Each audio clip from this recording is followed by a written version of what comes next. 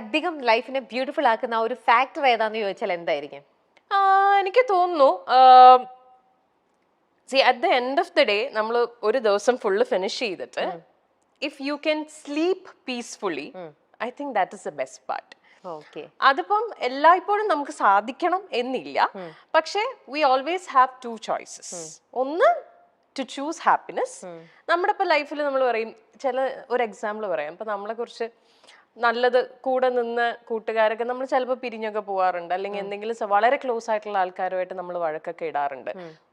ഒരു സംഭവത്തിലായിരിക്കും ചിലപ്പോൾ നമ്മൾ ഭയങ്കരമായിട്ട് വഴക്കിട്ട് പിരിയുന്നത്.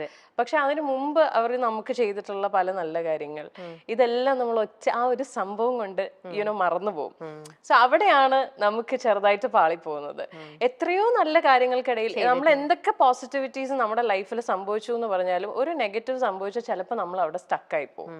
അത് ചെയ്യേണ്ട ആവശ്യമില്ല, അതങ്ങ് വിട്ടേക്കുക, ജസ്റ്റ് ഇഗ്നോർ ഇറ്റ്. അതേപോലെ ഇപ്പം ഈയിടെ എല്ലാവരും ഇൻസ്റ്റാഗ്രാമിൽ ഇതേപോലെ തന്നെ കടയിലേക്ക് എന്തോ ഒരു ഫോൺ കോൾ വരിക, എന്തോ മോശമായിട്ട് സംസാരിക്കുക, ആ ഒരു ഇഷ്യൂ അതെന്തായിരുന്നു ആക്ച്വലി അറിയാം? അത് ഞങ്ങൾ ഇതുപോലെ ഒരു ദിവസം കട ക്ലോസ് ചെയ്തോണ്ടിരുന്ന സമയത്ത് അറൌണ്ട് ഒരു 7 o'clock ടൈം ആയപ്പോ കടയുടെ നമ്പറിലേക്ക്, കടയുടെ നമ്പർ പബ്ലിക് ആണ്, കടയ്ക്ക് 3 നമ്പേഴ്സ് ഉണ്ട്, കോണ്ടാക്ട് നമ്പേഴ്സ്. അപ്പൊ അതിലെ ഒരു നമ്പറിലേക്ക് കോള് വരുന്നു.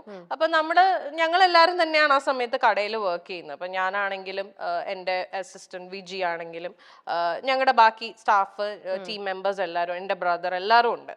അപ്പോൾ കോള് വന്നു. അപ്പൊ ആ സമയത്ത് അവിടെ ഫ്രീ ആയിട്ട് നിന്നത് Vijiya. She's my all in all ആണ്, എൻ്റെ അസിസ്റ്റന്റ് മാനേജർ, എവറിത്തിങ്.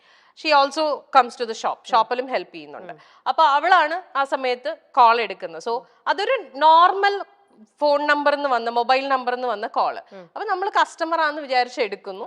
എടുത്തപ്പോ ആദ്യം ആള് പറഞ്ഞത് ഞാനിങ്ങനെ ആര്യയുടെ ഫാനാണ്, അപ്പൊ ആര്യനെ ഒന്ന് കണക്ട് ചെയ്യാൻ വേണ്ടിയിട്ടാണ്. അപ്പൊ പുള്ളിക്കാരി പറഞ്ഞു ഇത് കടയുടെ ഒഫീഷ്യൽ നമ്പറാണ്, നമുക്ക് പേഴ്സണൽ നമ്പർ തരാനുള്ള പെർമിഷൻ ഇല്ല.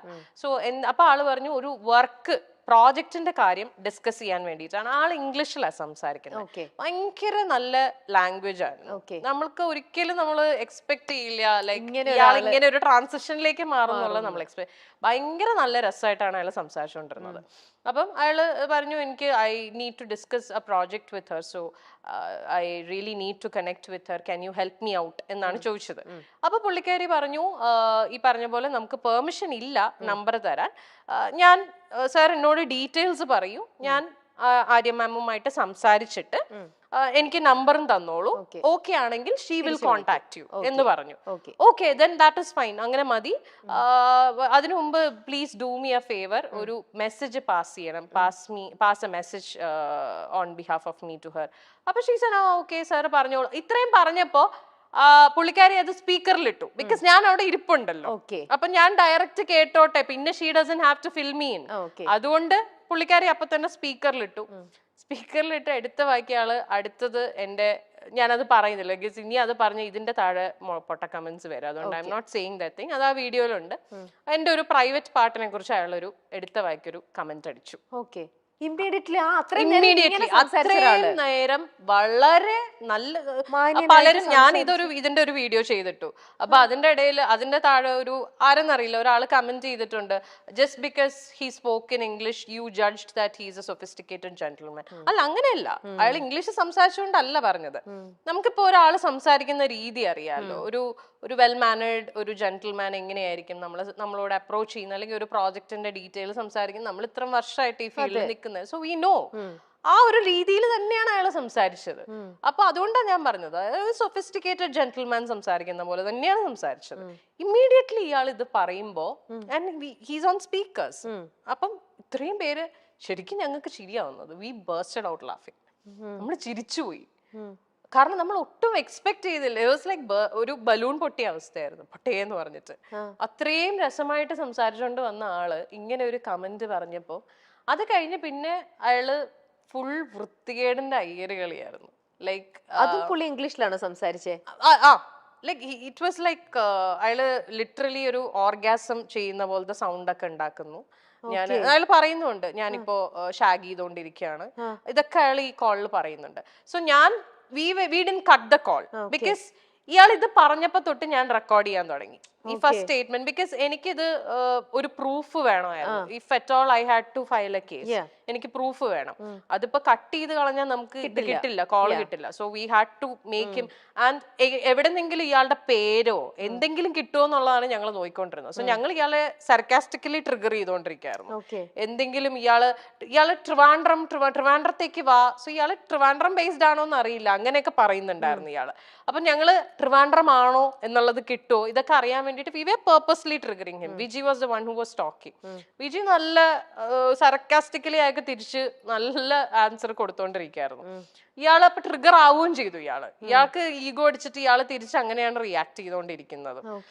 എന്നിട്ട് ഒരു പോയിന്റ് എത്തിയപ്പോ ഞങ്ങൾക്ക് മനസ്സിലായി ഇയാള് ഇനി ഒന്നും പറയാൻ പോകുന്നില്ല എന്നുള്ളത്. And we handed over the call to ഞങ്ങളുടെ ഒരു ഫ്രണ്ടിന് കൊടുത്തു, മെയിൽ ഫ്രണ്ടിന് കൊടുത്തു. അവൻ ഫോൺ എടുത്ത് സംസാരിച്ചു തുടങ്ങിയപ്പോഴേക്കും ഇയാള് ഡിസ്കണക്ട് ചെയ്തു. He disconnected the call.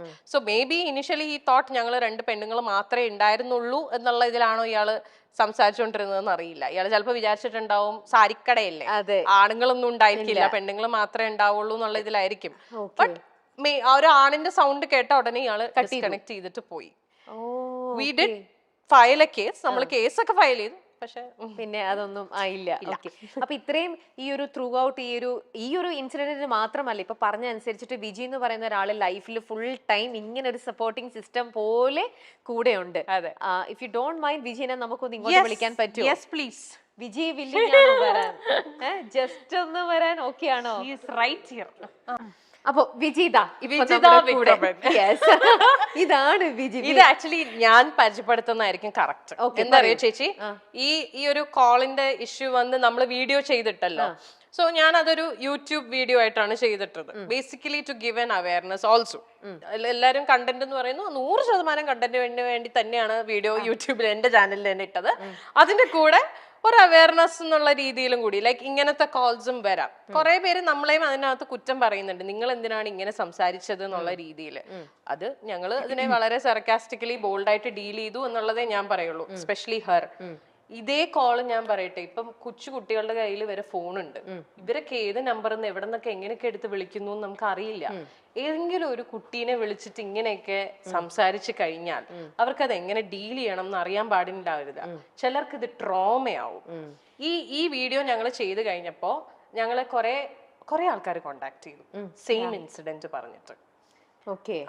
ഒരു ഡോക്ടർ കപ്പിൾ ഞങ്ങളെ കോണ്ടാക്ട് ചെയ്തു, ഹസ്ബൻഡ് ആൻഡ് വൈഫ്. ഹസ്ബൻഡിന്റെ നമ്പറിൽ വിളിച്ചിട്ട് വൈഫിനെ ചോദിച്ചിട്ട് ഇങ്ങനെ സംസാരിക്കുന്നു.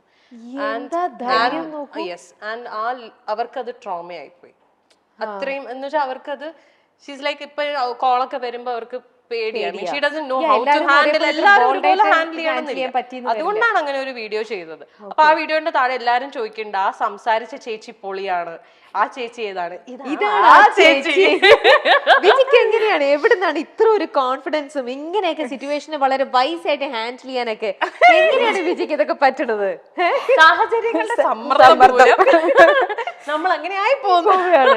അതല്ലേ ഞങ്ങൾ അങ്ങോട്ടും ഇങ്ങോട്ടും സപ്പോർട്ട് ചെയ്താ ജീവിക്കുന്നത്. നമുക്ക് വേണ്ടി വേറൊരാൾ വന്ന് അങ്ങനെ സംസാരിക്കാനുള്ളൊരു അങ്ങനെ നമ്മൾ എക്സ്പെക്ട് ചെയ്യാറില്ല. ലൈക്ക് എനിക്കിപ്പോ ഒരു പ്രശ്നം വന്നു കഴിഞ്ഞാൽ എനിക്ക് വേണ്ടി വേറൊരാൾ വന്ന് സംസാരിക്കാൻ നിൽക്കുമ്പോഴാണ് നമ്മൾ കുറച്ചും കൂടെ നമ്മൾ ഡിപ്പെൻഡഡ് ആയി പോകുന്നത്.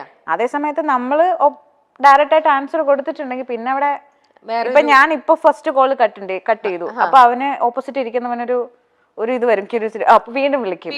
ഈ വിളിക്കുന്ന ആൾക്ക് ഞാൻ ഇങ്ങനെ തന്നെ ഇവളടുത്ത് വിളിച്ചിട്ട് ഇനി പ്രത്യേകിച്ചൊന്നും ചെയ്യാൻ പോകുന്നില്ല. സോ അതോടെ തീർന്നു ഞങ്ങൾക്ക് ഞങ്ങൾക്ക് വന്നിട്ടില്ല. അതേസമയം ഞങ്ങളെ വിളിച്ച് പറഞ്ഞ് വേറെ അവർക്ക് റെക്കറിംഗ് കോൾസ് വരും. ബിക്കോസ് അവര് വീണ്ടും കട്ട് ചെയ്യുന്നുണ്ട്, അവര് ടെൻഷൻ അടിക്കുന്നുണ്ട്. അയ്യോ എനിക്ക് ഇങ്ങനെ സംസാരിക്കും.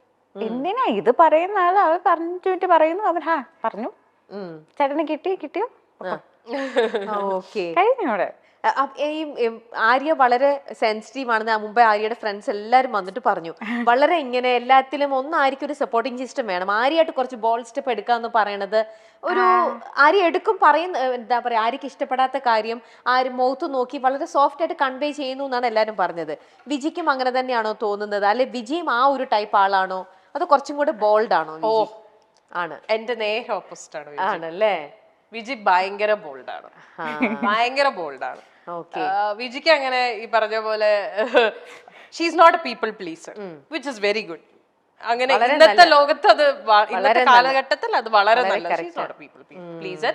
എന്നാ she knows how to handle people also.